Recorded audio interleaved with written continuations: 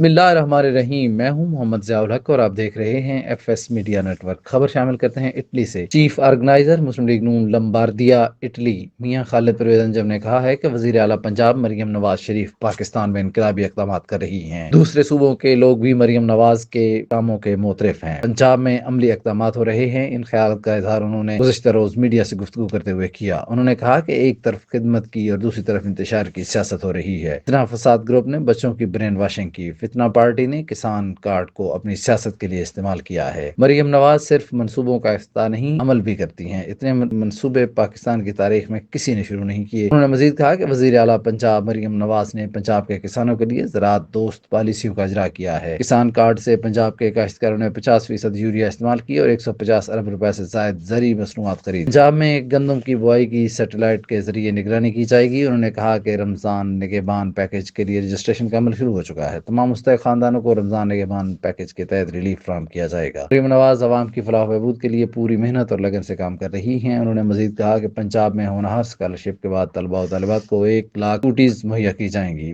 مزید مریم نواز بہت جلد طلباء کو میرٹ پر جدید لیپ ٹاپ بھی دیں گی۔ کا کہنا تھا کہ بانی پی ٹی آئی کو 190 ملین پاؤنڈ کی کرپشن پر سزا ہوئی۔ عمران خان کے مقبول ہونے کے دعوے عوام نے رد کر دیے۔ عوام پی ٹی آئی والوں کے مکروہ چہرے پہچان چکے ہیں۔ وزیر اعلیٰ خیبر پختونخوا کو اپنے صوبے کے عوام کا کچھ خیال نہیں ہے۔ سبسکرائب کیجیے ایف ایس میڈیا نیٹ ورک اور دیکھتے رہیے تازہ ترین تبصرے اور خبریں۔